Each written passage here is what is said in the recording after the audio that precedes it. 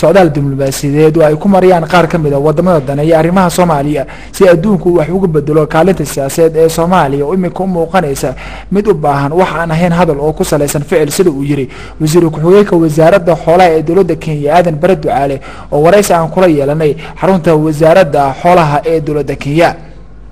Aadan Bare Ducaale waxa uu sheegay in ra'iisul wasaare Odinga maalmahan socdaalo arrimaha Soomaaliya quseeyo uu ku mariyay qaar ka mid ah wadamada reer Yurub wuxuuna ku qeeladaan Aadan Bare Ducaale in markaas si degdeg ah adduunku wax ugu qabto arrinta Soomaaliya wuxuuna sharaxaad uu ka bixinayaa socdaalka ra'iisul wasaare Odinga ilaa imika cid uu kala hadlay arrimaha Soomaaliya. Soomaaliya waxay u baahan tahay caawitaan fara badan waa dawlad wasiir leh laakiin xafiis lahayn waa dawlad police leh laakiin askar lahayn marka madaxweyne ku-xigeenka wadankan iyo golaha wasiirada uu hogaaminayo iyo ra'iisul wasaaraha iyo madaxweynaha waxay rabaan adduunka caalamka ama Europe ama Asia ama Mareykanka hado waa in sheekada la xiro Soomaaliya oo ay hadal noqonin waa in wax dhab oo cad loo qabto marka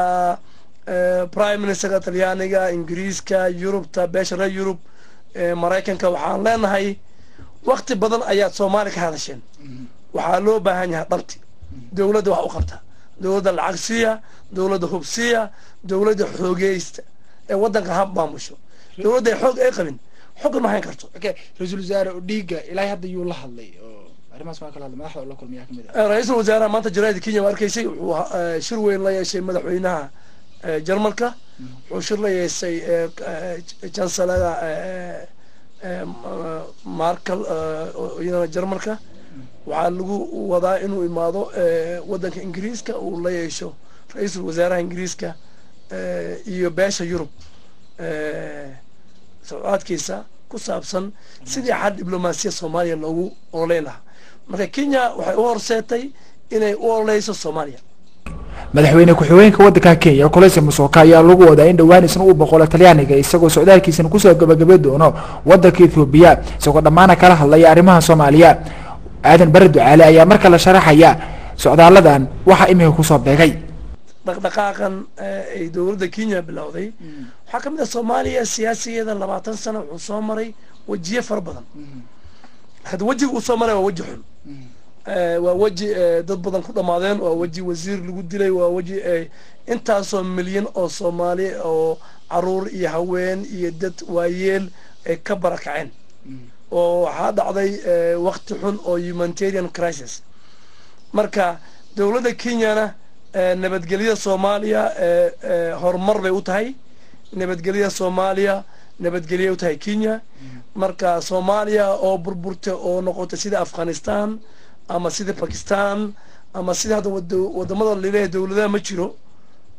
Kenya dib weyn ay u keenaysaa marka mas'uuliyad naga saaran xil baa naga saaran hadaan nahay